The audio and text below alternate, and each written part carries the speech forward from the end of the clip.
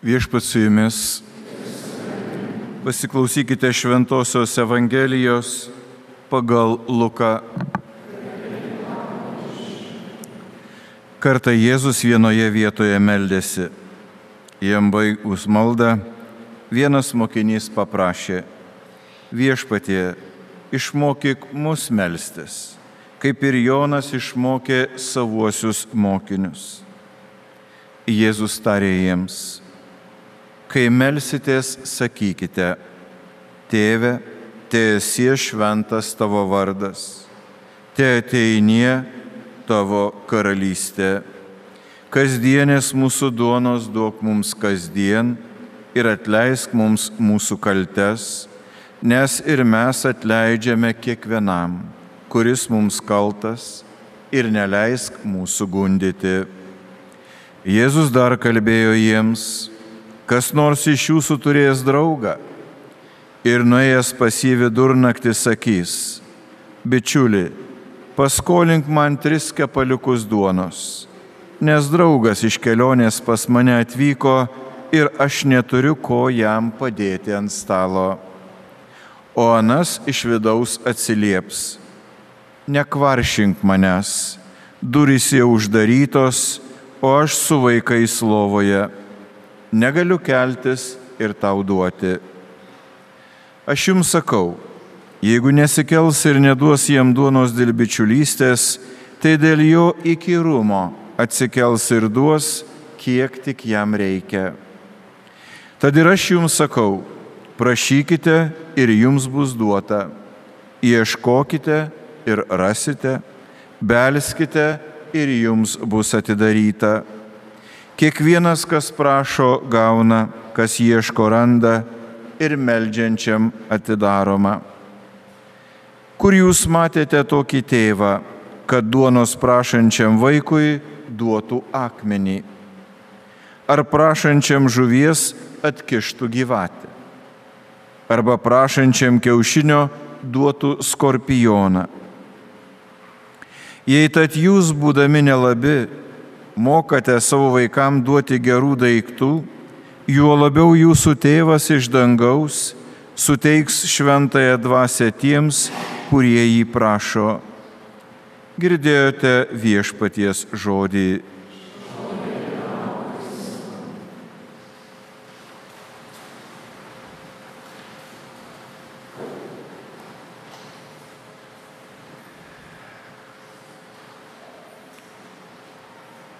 Ramiai gyveno nedidelis miestelis, žmonės buvo blaivininkai, dorai gyveno. Ir štai kažkuris vienas iš jų praturtėjo ir nusprendė pastatyti smuklę. Sujudo parapijonis, kas čia dabar bus, jeigu bus smuklė, galima įsivaizduoti. Vyksta statybos, bažnyčia tęsia savo darbą, susirenka parapijiečiai ir meldžia Dievą, kad kažkaip padarytų, kad tos smuklės nebūtų. Ir jau smuklė kaip ir pastatyta, ir ką jūs manote, griaustinis, žaibas ir smuklė supleškinama iki pat žemės, iki pat pamatų. Kągi, smuklės savininkas kreipėsi į teismą, kad priteistų nuostolius atlygintų tie, kurie bažnyčioje meldėsi. Kitaip tariant, bažnyčia apkaltinta. Bažnyčia nusisamdo advokatą ir teisme advokatas liudija, jog šita bendruomenė nėra kalta dėl to, kad kas įvyko. Dabar teisėjas sako: nežinau, kas čia dabar bus kaltas, bet yra vienas dalykas aišku. Smuklės savininkas tiki maldos gale, bet bažnyčios tikintieji netiki maldos gale. Nes jie sako, mes čia nieko dėti. Taigi, brangieji, šios dienos visi skaitiniai ir kalba apie tai, kaip mums reikia melstis. Pirmajame skaitinyje girdime apie taip mums gerai žinoma vadinama užtarimo malda. Toliau Evangelijoje mes girdime tą idealią maldą, kurią Kristus moko savuosius mokinius. Na ir aiškinama, kaip reikia melstis, kad reikia tai atkakliai, be perstojo, pasitikint, kad Dievas tikrai išgirs tuos maldavimus. Taigi visi skaitiniai mus moko, už ką reikia melstis, kiek reikia melstis ir kaip reikia melstis. Štai jau pirmajame skaitinyje mes išgirstame tą, sakyčiau, tokį nuostabų Abraomo užtarimo maldos modelį, kaip jis užtarė tuos Sodomos gyventojus. Nors kai klausaisi šitą skaitinį, atrodo, ir duoda Abraomas, kaip jisai gali šitaip manipuliuoti Dievu. Bet kai pasirodo, šitas būdas, šitas užtarimo maldos modelis veikia. Ir Dievas yra sujaudintas dėl tų galimai nekaltųjų likimo. Na ir žinoma, derasi ir tas derėjimasis mums pakankamai atrodo įdomus. Bet prie to dar sugrįšiu. Psalmistas sako, viešpatie mane išklausyki, kai šaukiuosi. Psalmistas mums aiškiai sako, kad reikia mums tikėjimo, pasitikėjimo ir vilties, kad malda tikrai yra išklausoma. Antrajame skaitinyje, nors ir nėra kalbama apie maldą, bet apaštalas Paulius mums aiškiai primena būtinybę gyventi tikėjimu į Kristų. Jisai sako, kad Dievas per Jėzų suteikė jiems ir visiems, kurie gyveno nuodėmėje, suteikė naują gyvenimą ir nuodėmių atleidimą. Evangelijoje, kaip girdime, mokinys prieina prie Jėzaus, kuomet jisai baigė melstis ir sako, viešpatie išmokyk ir mus melstis, kaip Jonas Krikštytojas išmokė savuosius mokinius. Ir kągi daro Jėzus? Jisai pažvelgia į savo mokinį ir į kitus mokinius ir jis jiems duoda maldą, kuriai atrodytų tereikia tik 2 žodžių. Tėve mūsų. Taigi viskas, kas yra reikalinga, tai yra šitie 2 žodžiai. Tėve mūsų. Kad mums pasakytų viską apie tai, kas mes esame, kas yra Jėzus, kokia buvo prasmė Jėzaus kančios, mirties ir prisikėlimo. Ir toliau sako, kai meldžiatės ir sakykite, tiesiog Tėve mūsų. Tikriausiai Jėzus taip pat tuos žodžius ištaria, kalbėdamasis su savuoju tėvu. Brangieji, tai yra ta malda, kurią žino kiekvienas tikintysis ir tą žino jau nuo pat vaikystės. Šventajame rašte mes randame keletą tokių maldos ir žmogaus su Dievu kalbėjimo scenų.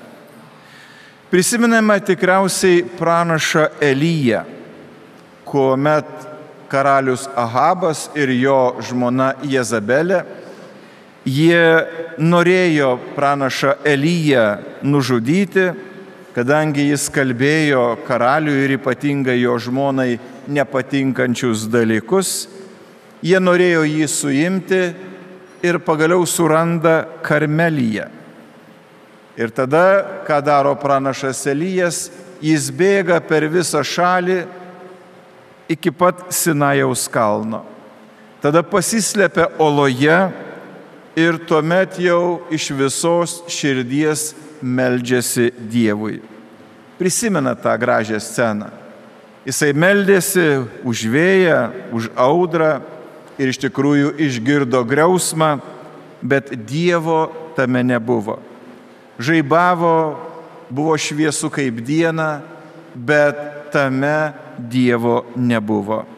Po to nurimo griaustinis, prasidėjo lietus bet ir tame lietuje jisai nepajuto Dievo.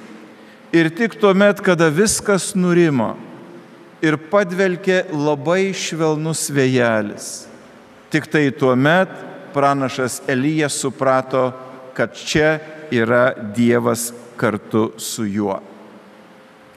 Taigi Abraomo patirtis, kurią mes išgirdome šiandieną, yra dar kitokia.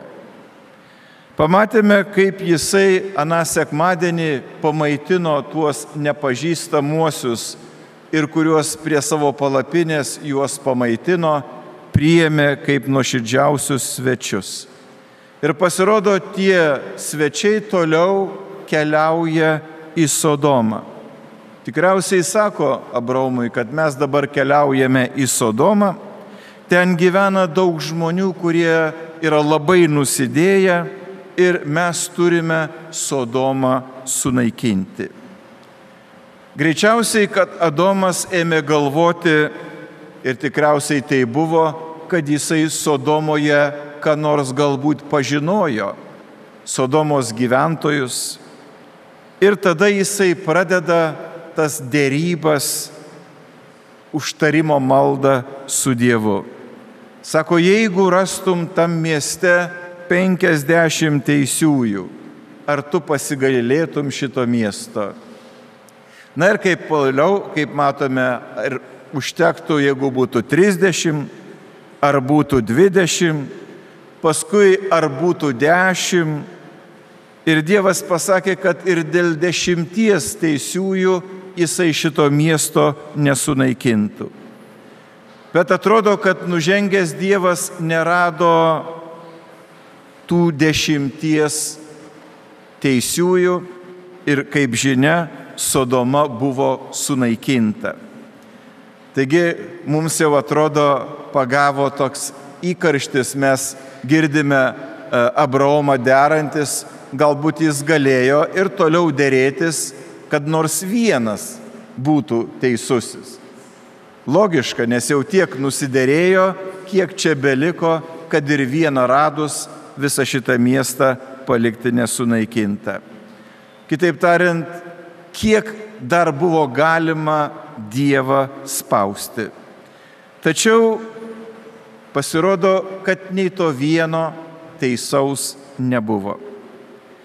Tačiau ką šita Evangelija, kurią girdėjome, mums nori pasakyti? Nori pasakyti visų šituo gražiu pasakojimu, kad Dievas ir Abraomas, jie yra gerai pažįstami. Kad jie bendrauja kaip draugai, kad juos sieja labai artimas ryšys. Galima sakyti, kad jie vienas nuo kito priklauso ir nori būti kiek įmanoma arčiau vienas kito. Taigi Dievas myli Abraomą, tą žmogų, kuris pakluso jo sakymui, paliko visus namus, ką turėjo ir iškeliavo. Abraomas savo ruožtu myli Dievą, taigi mažų mažiausiai galima sakyti, kad tai yra du bičiuliai. Tėve mūsų. Mūsų tėve sakome ir mes, nes mes esame su Jėzumi. Mūsų tėvas taip pat yra ir Jėzaus tėvas, nes jis yra jo sūnus. Taigi, kai mes kalbame apie Dievą, kad jis yra mūsų tėvas, galime drąsiai sakyti, kad jokia kita religija taip arti kaip tėvo Dievo nepristato. Tai reiškia, kad mūsų Dievas nėra tas, kuris yra kažkur toli, galbūt danguje ar dar kažkur, ir kuris yra tik tai tas, kuris yra baudžiantis, rūstus ir teisiantis žmonės. O štai jis yra, kaip Jėzus sako, mūsų tėvas, kuris yra su mumis, kai mes juokiamės, jis yra su mumis, kuomet mes liūdime ir verkiame.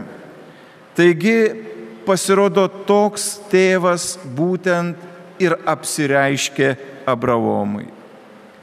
Bet pažiūrėkime, kaip mums nutinka su tuo pokalbiu su Dievu, su malda ir dažnas pasakysite, kad mes kartais nenorime melstis. Atrodo ir meldiesi ir ateina laikas, kada nėra noro melstis. Ir tai dažniausiai būna, kada mes esame supykę. Supykę todėl, kad ant kažko supykę ir suprantam, jeigu mes melsimės, tai reikės mums kažkaip pasikeisti. Mums reikės to pykčio nelaikyti. Tai verčiau, kad mes suprasdami to, ką mums reikės daryti arba ko nereikės daryti, verčiau nustojame melstis. Reiks atleisti, o aš vis tiek dar atleisti šitam žmogui nenoriu, o ko gero ir visą gyvenimą negalėsiu. Tam tikra prasme maldoje mes kartais bijome, o ką Dievas mums pasakys, ko Jisai iš mūsų paprašys. Ir jeigu mes jau kalbame apie tą tokį artimą ryšį, turime suprasti, kad Dievas irgi turi tokią teisę, nes mes esame jo draugai. Jeigu mes kalbam apie tikrą draugystę, turime suprasti, kad tikroji draugystėje yra labai daug atsakomybės už draugą, už vienas kitą, kad draugystėje yra labai aukšti reikalavimai įsipareigojimų. Tai reiškia nebijoti. Pirmas dalykas, ko mums reikėtų, dažnai mums reikia nusiraminimo. Taigi nusiraminimas, nurimimas yra vienas iš geriausių būdų pasiruošti maldai. Nes jūs sutiksite tokių žmonių, kurie sakys, aš nuolat meldžiuosi ir dieną ir naktį, užmingu atsibundu ir aš vėl meldžiuosi. Tokie žmonės, jie pavargsta nuo maldos. Pavargsta nuo maldos ir dar dėl kitos priežasties, nes jų prašymai nėra išpildomi. Pasirodo, reikia pertraukos. O pertrauka reikalinga tam, kad mes Dievui duotumėm galimybę į mus prabilti. Kad žmogus suprastų, kad malda tai nėra tik tai monologas. Malda yra pokalbis su Dievu. Na čia panašiai, kaip jūs kartais sutiksite tokių žmonių, kurie kalbėti nori daug ir įsiterpti kitam, su kuriuo bendrauja, neduoda jokios galimybės.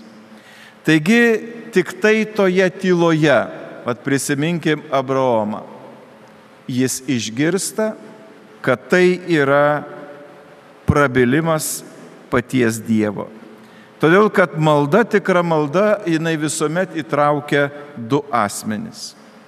Na ir žinoma, įvairiai mes galime pasiruošti maldai ir įvairiai suprasti, kas yra ta tikroji malda. Žinote, skaičiau apie vieną šeimą, kur mama augino berniuką, sūnelį ir kaiminystėje gyveno pagyvenusių žmonių pora ir taip nutiko, kad to pagyvenusio vyriškio žmona mirė. Tas berniukas labai mėgdavo nubėgti į tuos namus, jisai bendravo su tais pagyvenusiais žmonėm, nes jūs puikiai žinote, kad čia jau Dievo plane taip įrašyta, kad vaikam patinka seneliai, o seneliai patinka vaikams. Ir čia nieko kitaip tu nesugalvosi. Bet dabar mama sako vaikui tam, tu neik, sako dabar, pabūk kurį laiką. Sako, mūsų kaimynui dabar labai sunkus metas, mirė jo žmona, netrukdyk tu jo. Ir tas vaikas, aišku, jis pro tvoros plyšį žiūri, jam rūpi ten nueit pas tą senelį ir jis mato, kad tas senelis sėdi lauke ant kėdės ir skaito laikraštį. Ir tas laikraštis jam išslysta iš rankų, tas vaikas pasižvalgė, mamos nėra ir pas kaimyną.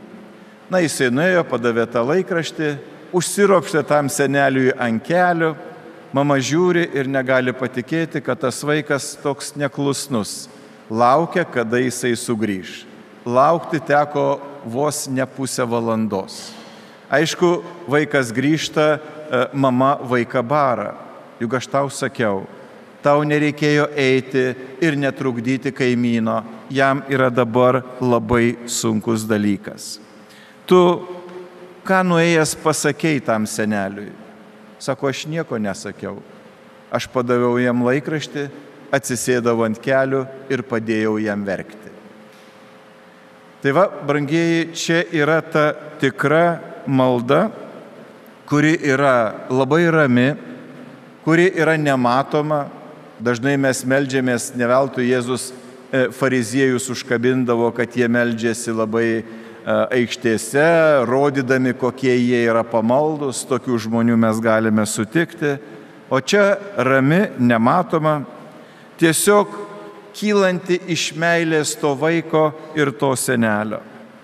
Taigi, brangieji, tokia malda ir pakelia širdį ir protą į Dievą kartu su tuo žmogumi, su kuriuo tu meldiesi, su kuriuo ir už kurį tu meldiesi. Taigi mes turime daugybę būdų, kaip tą padaryti ir žinoma išgirstame priekaištų, jeigu mes meldžiamės ir kažko tikimės. Pavyzdžiui, jūs žinote tokį šių laikų mąstytoją Luisą, kurio žmona sirgo vėžiu, jis meldėsi už tą savo žmoną ir jo draugai sakė, tai ar tu tiki, kad Dievas pakeis savo nuomonę, kad Dievas tą visą reikalą pakreips kitą kryptimi. Ir jis atsakė, sako, aš ne taip galvoju, aš noriu, kad ta malda man padėtų, kad aš galėčiau toje situacijoje priimti Dievo valią. Taigi, kiekvienas iš mūsų ir turėtumėm mokytis iš to, kokia tai yra malda, kaip mums reikia melstis ir dėkoti Dievui už tą maldą, kurią Jisai šiandieną išmokė savuosius apaštalus, o ir mus kartu. Amen.